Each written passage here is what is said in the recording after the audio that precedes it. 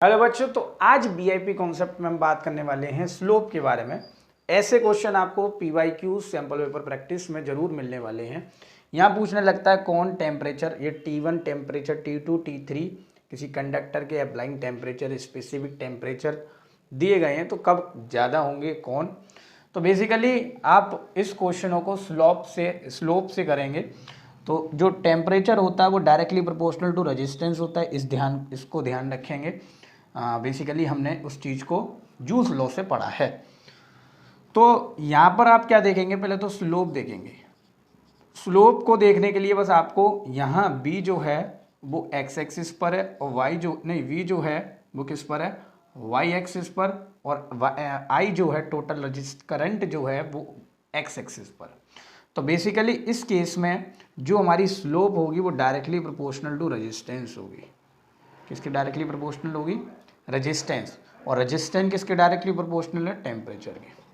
तो स्लोप हमारी क्या होगी, यहाँ से स्लोप के लिए आपको थीटा एंगल देखो ये इसका एंगल ये बना रहा है θ1, ये एंगल बना रहा है θ2 और ये एंगल बना रहा है θ3।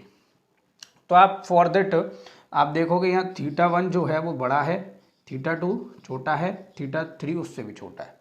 तो इस केस में मैंने क्या कहा, स्लोप मतलब थीटा डायरेक्टली प्रोपोर्शनल किसकी है? रेजिस्टेंस की। यानी कि θ1 की θ1 कैसा है? ज़्यादा, तो उसकी R1 भी कैसी होगी? ज़्यादा।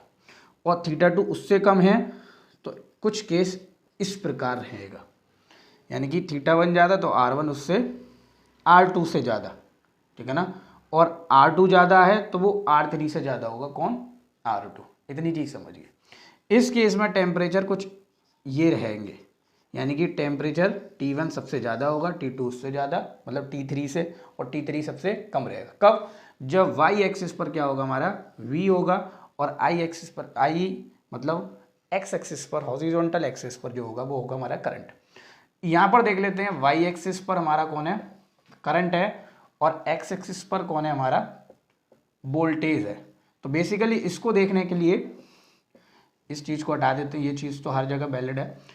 तो यहाँ पर जो रहता है, तो स्लोप जो रहता है वो इनवर्सली प्रोपोर्शनल टू रेजिस्टेंस रहता है।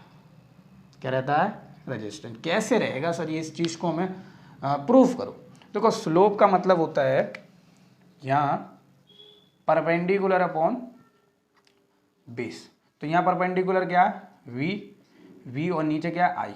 तो भाई ओम्स लॉ फॉर्मूला पढ़ा होगा, v is equal to I R. यहाँ से r निकालो तो r is equal to v upon I तो आएगा। तो सिंपल यहाँ r आ रहा है, तो ये हुई इसकी स्लोप। समझ में आए? तो यानी कि v पर अगर y एक्सिस पर आपका v है और I एक्सिस मतलब x एक्सिस पर आपका क्या है? करंट है, तो slope directly proportional to resistance होगी। स्लोप जो है इस केस में उल्टी हो गई, यानी कि y एक्सिस पर क्या हमारा, तो यहाँ से स्लोप अगर देखते हैं परपेंडिकुलर अपॉन बेस, तो परपेंडिकुलर क्या हुई यहाँ से I, और बेस क्या हुआ? b।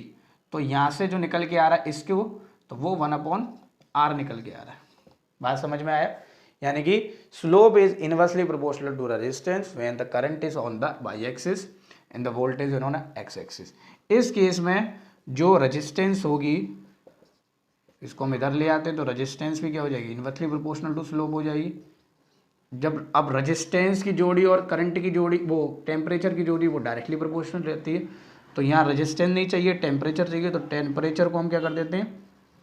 इन्वर्सली प्रोपोर्शनल कर देते हैं स्लोप के, या स्लोप को इन्वर्सली प्रोपोर्शनल कर देते हैं टेम्परेचर के। तो कहने का मतलब जिसकी स्लोप ज़्यादा होगी उसकी टेम्परेचर कम होगा, और जिसका टेम्परेचर ज़्यादा होगा उसकी स्लोप कम होगी, ठीक है ना। जिसका टेम्परेचर ज़्यादा उसकी स्लोप कम। तो इस केस में स्लोप के लिए आप थीटा फिर से देखेंगे, तो θ1, θ2 और θ3। तो θ1 कैसा है? सबका ज़्यादा है, मतलब सबसे ज़्यादा, ऐसा केस रहा। θ1 ज़्यादा, θ2 उससे, θ3 से ज़्यादा, और θ3 सबसे कम। तो इस केस में हमारा उल्टा हो जाएगा। तो टेम्परेचर जो है T1 वो सबसे कम, T2 बीच में ही रहेगा, और T3 सबसे ज़्यादा। बात समझ में आया? अगर रेजिस्टेंस का देखोगे तो इस केस में भी रेजिस्टेंस कुछ इस प्रकार, R1 सबसे कम, R2 उससे कम, और R3 सबसे ज़्यादा। तो लॉट ऑफ डिफरेंस रहता है इन graph, BI graph. BI graph भी दो प्रकार के हो गए हमारे, एक B का वो y एक्सिस पर, और एक B का वो x एक्सिस पर। इसको याद करने की सिंपल ये मैंने फंडामेंटल समझाया, इस चीज़ को अगर याद है तो आप समझ में आ गया होगा। तो नेक्स्ट टॉपिक में नेक्स्ट टॉपिक